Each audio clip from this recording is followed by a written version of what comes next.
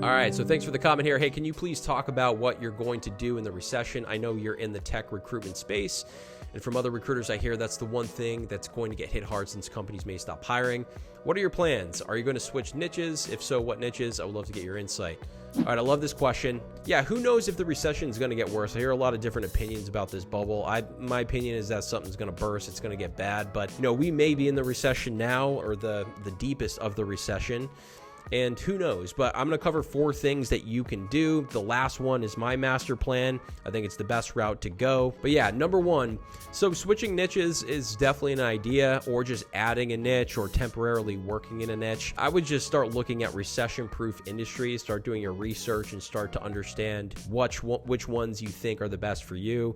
The first one that comes to mind is healthcare. People are not going to stop getting sick. It's just it's a good industry that you could potentially switch to. Number 2 is niching down harder on difficult to fill roles. So one role that I think about is, the HubSpot space has been difficult for a lot of people as of late. And I think it's because HubSpot developers, it's the first thing that I'm thinking about, are hard to find. I don't think there's a gigantic pool, but when things get really competitive, we talk about niches quite a bit. And it's been easy this past couple years because all the power has been in the hands of the candidates, and the recruiting agencies have really held the power. But if we get to a point where things get very competitive and you need to figure out ways to stand out, or ways to generate money, which is more important, a lot of these large agencies are going to have an easier time closing deals. So you got to think in this direction of these large agencies will be focusing on a lot of roles that are more low-hanging fruit and they're easier to fill. That's what every agency does. But if there's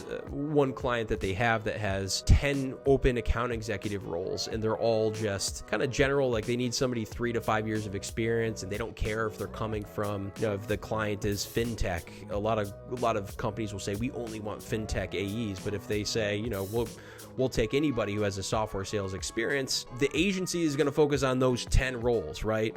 And there's going to be a couple roles that get neglected. And the ones that I think about are certain architects or, HubSpot developers. And if you're going to present yourself as an ultra niche, you only focus on this one role, it's very powerful because you can keep building that one pipeline, and, companies will have that problem. And something that you should really think about doing now if you're somebody who is not making the money that you want to make. Number 3, improving your sales process. So you got to get better at representing what your outcome is. What are you selling exactly with your recruiting agency? And that's people getting hired. So you want to just improve your sales process from a few different angles. Build that case study. Have a course on your website for the decision maker that you're trying to close. For me, it could be a sales director, and I could have a course on there that he could take and give to his BDRs or to his AEs, something valuable. All of these things matter, especially when things get difficult. You want to have valuable stuff to give, and that's what they mean when they say give value. Literally actually give valuable stuff that they can use, so you're staying front of mind. They remember you as somebody that already helped, even though they're not paying you. And it's just very powerful. Number 4, so this is my master plan, and this is why I've been kind of slowing down on the sales side. So if you go to my split board, not many clients are in there because I've been building a lot of content from what I just said in number 3. And that I really want to add more decision makers to my LinkedIn network. I've been just automating a lot of that, getting a lot of sales directors, founders, talent directors, and not selling them, basically adding them and saying, hey, have a great rest of your year, have a great Q3, great to meet you, happy to have you in my network.